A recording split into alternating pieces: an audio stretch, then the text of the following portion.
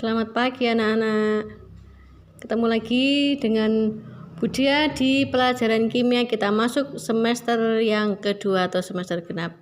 Setelah kita melewati kemarin PJJ di semester gasal, kita sekarang masuk ke semester genap. Tentunya dengan semangat yang baru, dengan kekuatan yang baru, dengan tentunya jangan pernah merasa capek. Nah, kita belajar ya. Meskipun harus belajar dari rumah, meskipun harus jarak jauh, kita tetap semangat untuk belajar. Oke, kita akan masuk ke materi yang baru setelah kemarin kita belajar tentang ikatan kimia. Ini masih kelanjutan dari ikatan kimia, dan kemarin juga Budia sudah nge-share untuk materi bentuk molekul. Sudah ada PPT-nya. Nah, sekarang Budia akan lebih menjelaskan supaya kalian juga lebih paham dan lebih mengerti untuk penentuan bentuk molekul. Oke, kita lanjutkan. Untuk menentukan bentuk molekul ada dua cara yang bisa dilakukan, yaitu dengan menggunakan teori domain elektron dan menggunakan teori hibridisasi. Domain elektron itu apa? Nah, kemarin harusnya kalau kalian sudah membaca materi yang Budia berikan, harusnya sudah tahu ya. Domain elektron itu merupakan daerah keberadaan elektron. Menentukan domain elektron bagaimana, Bu? Nah, untuk menentukan domain elektron itu dilihat dari pasangan elektron yang dipakai untuk berikatan, baik itu pasangan elektron bebas maupun pasangan elektron ikatan. Nah, untuk menghitung domain elektron, kita lihat pasangan-pasangan elektronnya. PEI-nya ada berapa, PEB-nya ada berapa. Untuk yang pasangan elektron ikatan, baik dia tunggal, rangkap maupun rangkap 3, masing-masing kita hitung satu domain. Jadi misalkan di dalam ikatan itu ada ikatan tunggalnya, ada ikatan rangkapnya, ada rangkap 3-nya. Nah, itu masing-masing kita hitung satu domain. Terus PEI-nya kita itu sendiri, PEB-nya kita itu sendiri, kemudian kita jumlahkan, itu jadilah domain elektronnya. Jadi domain elektron itu merupakan jumlah dari PEB ditambah PEI, atau pasangan elektron bebas ditambah pasangan elektron ikatan. Nah, ini Budia akan berikan contohnya. Contohnya Budia ambil untuk senyawa NH3. Dimana untuk atom N itu nomor atomnya 7. Kalau kita buat konfigurasi elektronnya itu berarti kita pakai yang per kulit aja ya, itu 2 dan 5. Nah, itu berarti elektron valensinya berapa ini? Elektron valensi itu apa sih? Ya, elektron valensi itu adalah elektron di kulit paling luar. Kulit paling luarnya berarti di sini 5. Berarti elektron valensi dari N itu adalah 5. Oke. Kemudian hidrogen karena nomor atomnya 1, berarti elektron valensinya 1. Kita ingat kembali untuk membuat ikatan kovalen rumus Lewis-nya. Nah, rumus Lewis-nya seperti apa? Kita tadi lihat ya, untuk N karena di elektron valensinya 5, kita buat dulu Lewis-nya. Di sini seperti kemarin yang udah Budia jelaskan, untuk membuat Lewis-nya itu diisi dulu 1 baru berpasangan. Di sini N-nya ada 5 elektron valensi atau 5 elektron yang bisa dipakai untuk berikatan. Kemudian hidrogennya, karena di sini kan senyawanya NH3, berarti H-nya ada 3. Masing-masing H elektronnya 1. Nah, terus bagaimana untuk mereka berikatan? Nah, kita lihat N ini ada 3 elektron yang masih sendiri. Sedangkan H ini juga sendiri-sendiri semua ini elektronnya. Apa yang harus kita lakukan? Kita pasangkan ini elektron yang sendiri-sendiri ini, supaya mereka jadi berpasangan. Nah, kalau sudah yang namanya berpasangan, kita jangan pisahkan ya, didekatkan ya. Nah, yang sudah dipasangkan tadi kita posisikan letaknya berdekatan, jangan dijauhkan.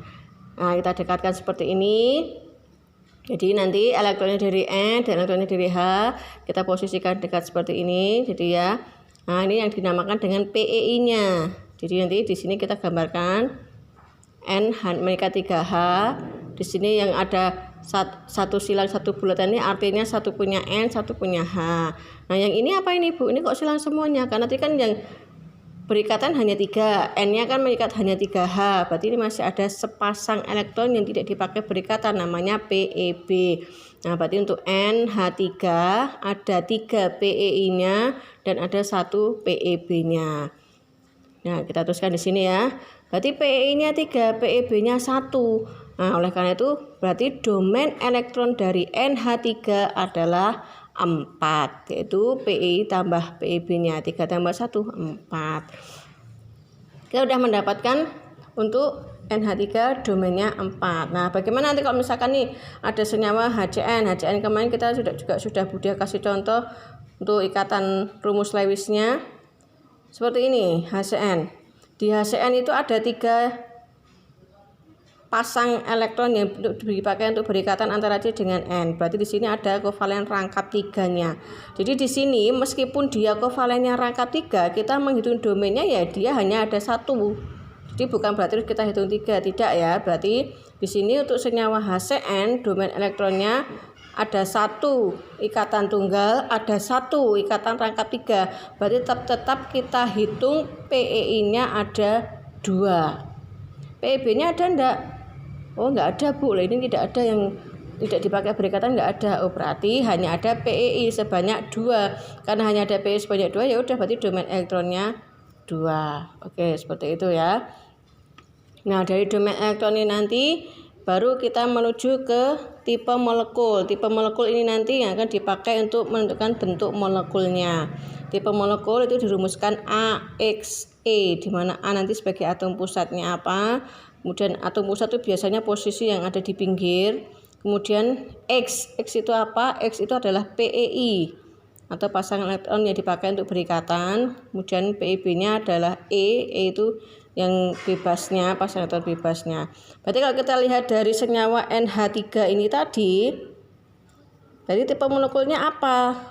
Tipe molekulnya berarti tadi atom pusatnya A, kemudian PeI-nya 3, kita tuliskan AX3, kemudian karena PeB-nya 1 berarti E-nya 1.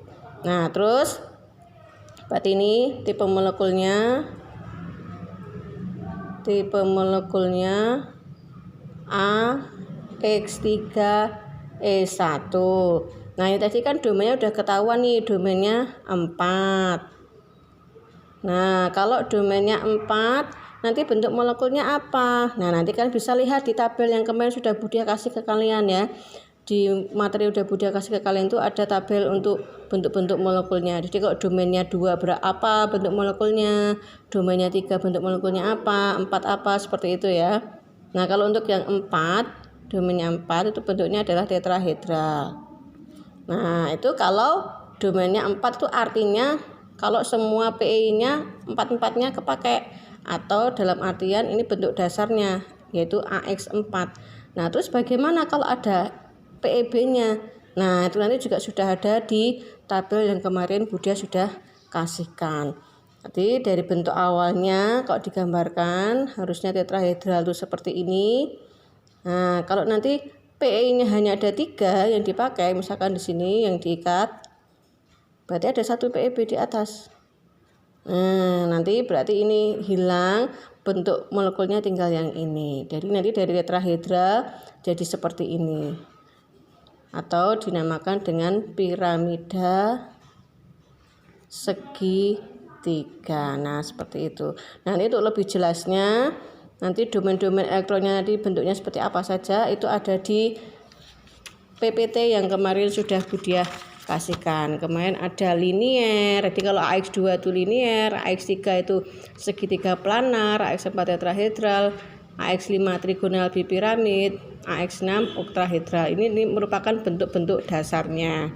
Nanti kalian tinggal lihat saja, oh kalau planar ada 1 PeB jadi apa. Nanti semuanya ada di dalam tabel yang kemarin Budia berikan. Oke. Terima kasih, mudah-mudahan kalian lebih paham dengan penjelasan Budia ini. Terima kasih.